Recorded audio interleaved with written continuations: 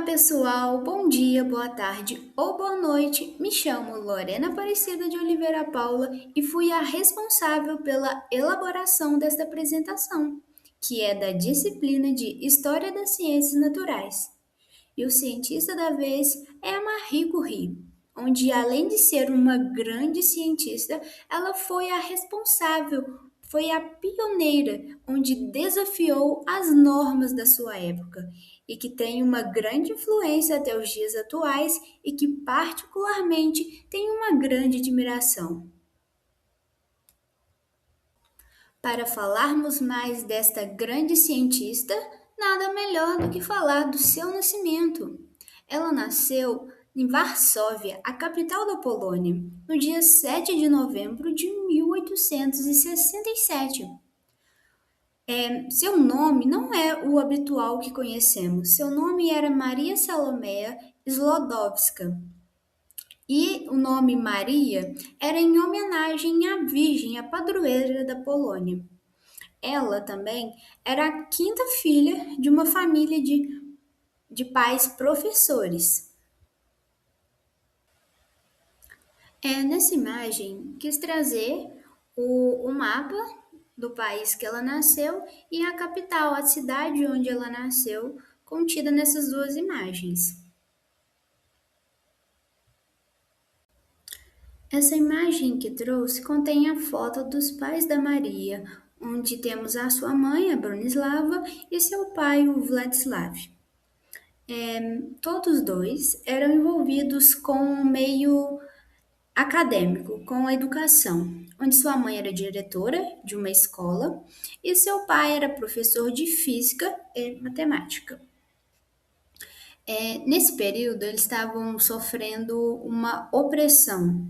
A Polônia ela estava sob domínio russo e é, as- o, o governo russo queria dominar a forma educacional, social, no geral como um todo da Polônia. E os pais da Maria, eles estavam sempre tendo impor a essas normas. Uma das imposições do poder russo era não deixar meninas estudarem em instituições públicas da Polônia, onde, por exemplo, surgiu a Universidade Voadora, onde permitia que meninas estudassem de forma clandestina e onde até a Marie estudou. E com esse meio acadêmico que estava em volta dela, os seus pais, isso foi desenvolvendo uma educação precoce, onde desde novinha ela sempre estava envolvida com o meio educacional. Dando continuidade a respeito da família da Maria, a sua mãe pega tuberculose quando ela tinha apenas 3 anos e ela sai para uma viagem a pedido do médico com a sua filha mais velha, Zofia. Enquanto isso, Maria fica em casa com suas outras irmãs e seu pai. Enquanto isso, seu pai é demitido e numa volta da sua mãe e da sua irmã, elas pegam tifo, que é uma doença transmitida por piolho, e a sua irmã não acaba conseguindo se recuperar. Ela acaba morrendo aos 14 anos, o que abalou a família toda e a sua mãe, a mãe da Maria, ficou abalada, muito abalada com isso, e ela acaba morrendo em 1878, quando a Maria tinha apenas 10 anos. Enquanto isso, seu pai abriu como um internato na sua casa e a Maria, ela, ela sempre tinha contato com esses estudantes lá na sua casa, nesse meio educacional. Ela depois começa a ter acesso à educação, estudar, mas ela não, ela fica meio que, ela fica cansada com certa frequência, meio triste. Naquela época ele não usava um termo depressão, ansiedade, mas podemos dizer que é algo parecido. Ela não estava se dando bem com aquela opressão russa, com a perda, no meio familiar. E enquanto isso, ela saiu para viajar. O pai dela falou assim: vai viajar, vai para casa de seus tios. Enquanto ela foi lá, ela adorou esse passeio.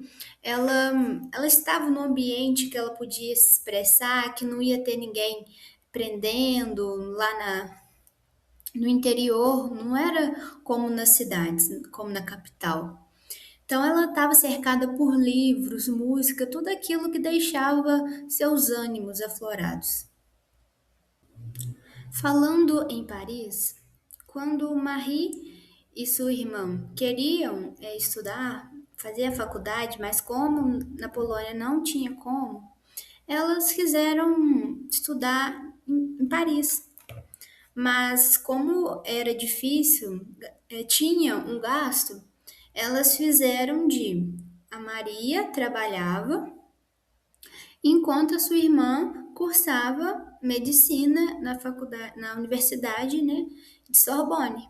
Então ela era como governanta, trabalhava em casas, ajudava os filhos de seus patrões e enquanto isso a sua irmã estudava para quando a sua irmã formasse, ela trabalharia e ajudava a arcar com os gastos da Maria.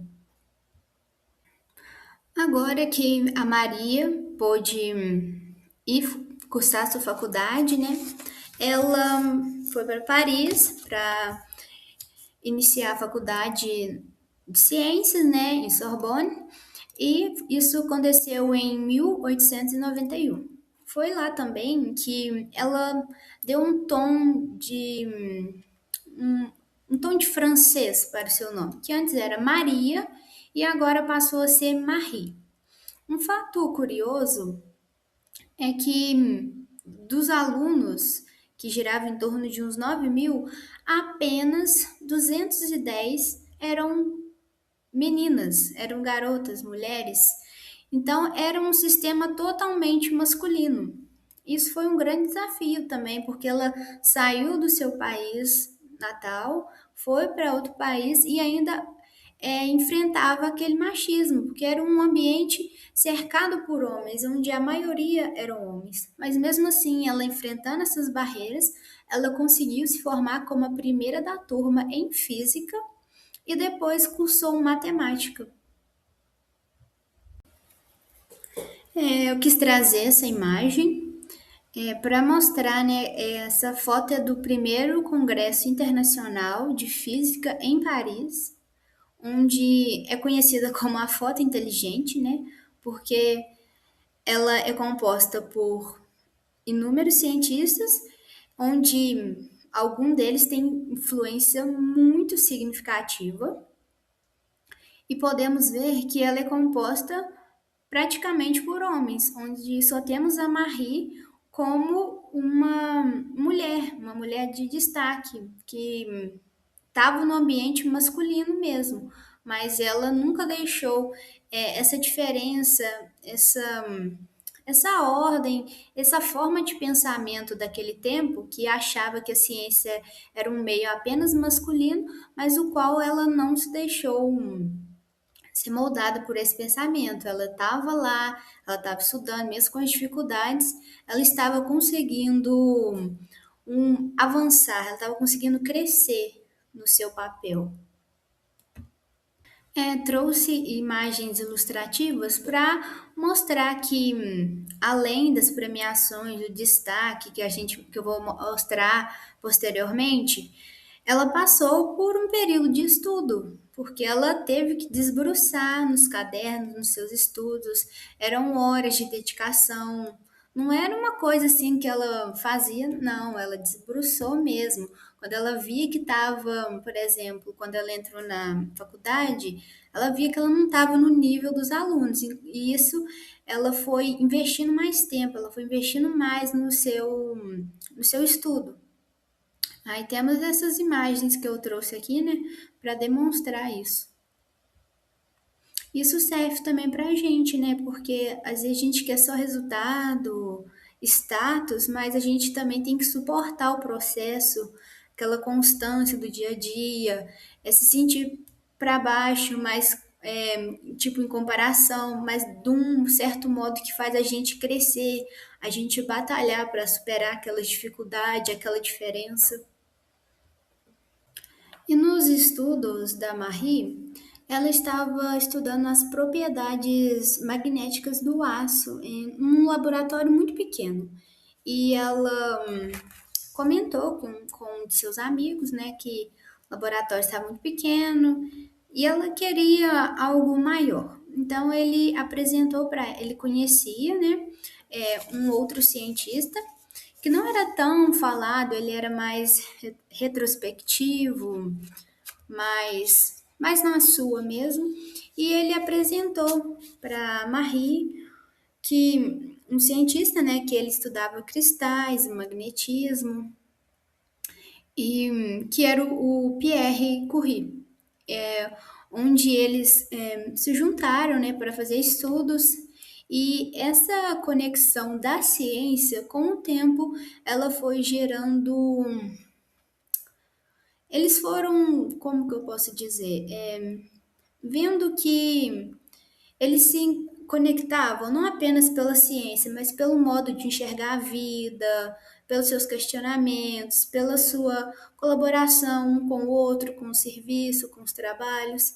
Então foi crescendo uma coisa romântica, foi além da ciência, foi um amor, a conexão deles também. Nessa foto temos a Marie Curie e o Pierre, onde eles começaram o namoro, se casaram em 1895. E um fato curioso que eu vi foi que ela quis casar com um vestido azul escuro, já pensando em depois trabalhar com ele no laboratório, que ela falou assim que por ele ser um azul escuro, né, não iria sujar tão rápido como se fosse branco, né? E falando da Vila da Marie Curie, não posso esquecer de falar da radioatividade, onde a Marie foi uma das responsáveis pela criação da radioatividade. O nascimento da radioatividade se deu no final do século XIX com a descoberta do raio-x pelo cientista Rothschild, o que encantou o mundo todo, inclusive o físico Becquerel, que estudava a luminescência, ou seja, a capacidade das substâncias eh, emitir luz sem gerar calor. E ele se deu investigou mais, estudou mais e viu que o urânio ele emitia uma, uma luz misteriosa, mas ele não investigou mais, deu aquilo por encerrado mesmo. Enquanto o Becquerel deu por encerrado aquele assunto, falando que era apenas uma energia misteriosa, a Marie não aceitou aquilo. Ela criou a hipótese do que aquilo não era uma coisa estável, aquilo não era resultado de uma reação externa, era uma propriedade atômica do núcleo instável, onde acontecia diversas reações no núcleo e que eram responsáveis pelaquela energia liberada.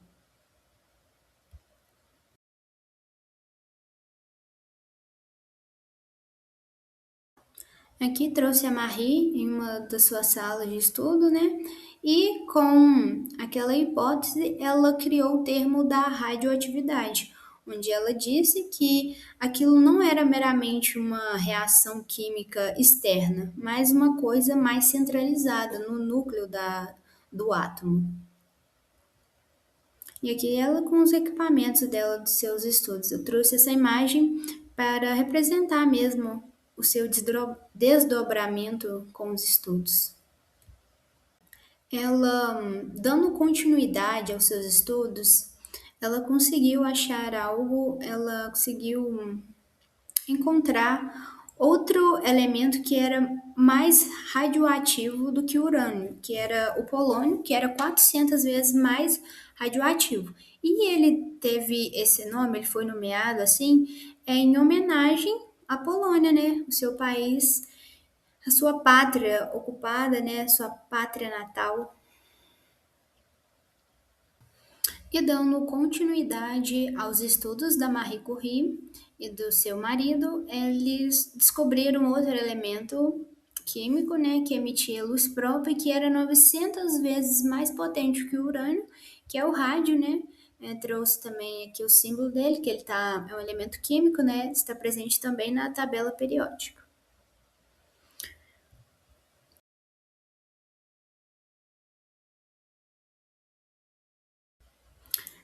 Depois de tanto estudo, depois de tanta dedicação, escondido dos holofotes, eles tiveram reconhecimento através dos prêmios Nobel. A Marie, em 1903 também, foi a primeira mulher na França a obter um doutorado, e com o prêmio Nobel, apenas Pierre e Becquerel iriam receber. Porém, Pierre escreveu uma carta falando da importância, da influência da Marie e conseguiram obter a premiação para ela também, onde os três tiveram a premiação, né, por serem os responsáveis pela criação da radioatividade. Depois desse processo, aconteceu do Pierre morrer em um acidente e, com mais estudos, a Marie conseguiu estudar e isolar esses elementos e conseguiu outro prêmio Nobel, sendo a primeira pessoa a ganhar dois prêmios Nobel em áreas diferentes científicas. E aqui eu vou mostrar também um vídeo, uma representação do momento da premiação dela.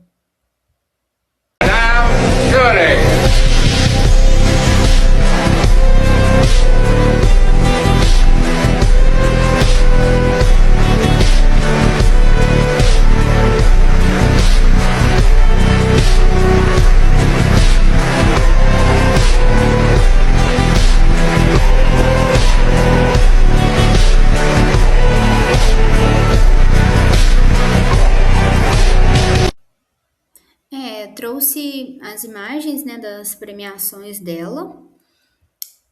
Temos a imagem da Marie, uma das premiações do Prêmio Nobel, e com a descoberta da Marie, ela pôde mostrar, né, ela pôde descrever que o rádio ele permitiu a radioterapia, que é o que? É aquele tratamento que pode destruir as células doentes dos tecidos, que causa o câncer, por exemplo. E isso a radioterapia é usada até hoje em dia, que salva milhões de pessoas no tratamento do câncer, onde isso foi uma tecnologia com bastante tempo e que é usada até hoje mesmo. Depois das descobertas, das premiações, Marie sempre continuou estudando e ela também teve duas filhas no seu casamento com o Pierre, né? E a mais velha se interessou pela área, ajudava sua mãe estudando. Porém, com o passar do tempo, aquele contato direto que a Marie tinha com os elementos radioativos foi gerando danos, foi gerando malefícios na vida dela, no corpo dela, e que não tinha estudos que queriam demonstrar que aquilo ia fazer mal para ela. Então ela começou, sofreu de catarata, teve problemas renais, fadiga crônica, porque ela ficou o quê? Ela ficou manipulando esses elementos radioativos sem proteção. Tinha momentos que ela nem ia para casa, ela fazia comida mesmo na sala, nos laboratórios lá, para ela não perder tempo. Então ela não tinha proteção nenhuma com aquilo, ela tinha um contato direto. e isso gerou o seu falecimento, que aconteceu em 4 de julho de 1934, devido a uma anemia plástica que é causada, né, pela essa exposição à radiação, onde ela morreu pela ciência, ela deu a sua vida pela ciência, ela desenvolveu sua vida, ela girou em torno de seus estudos para trazer avanço, trazer questionamentos, respostas e quebrar padrões, ordens, né? Porque ela era uma mulher no meio científico de um século atrás. Era uma jornada muito difícil também, psicologicamente falando. E que ela seja para todas as mulheres uma grande inspiração no que se refere à educação, no que se refere à coragem, pois até hoje existe essa diferença, né, do meio científico, né, é composto por homens. Isso também serve também não apenas para o meio científico, para todo o que se refere à diferença, o que tenta limitar as mulheres, que a gente possa ter essa força, essa coragem, né, de enfrentar e não deixar ser enquadrada, ter limites para caber em certas ocasiões, lugares.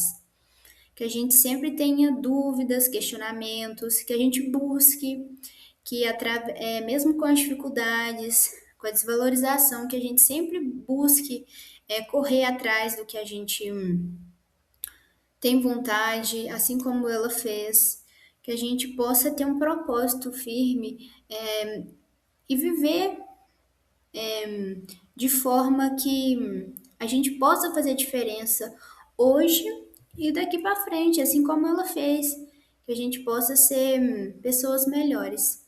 E sempre que a gente entenda que a ciência não é a coisa apenas de homem, que todos podem fazer a ciência. E é isso.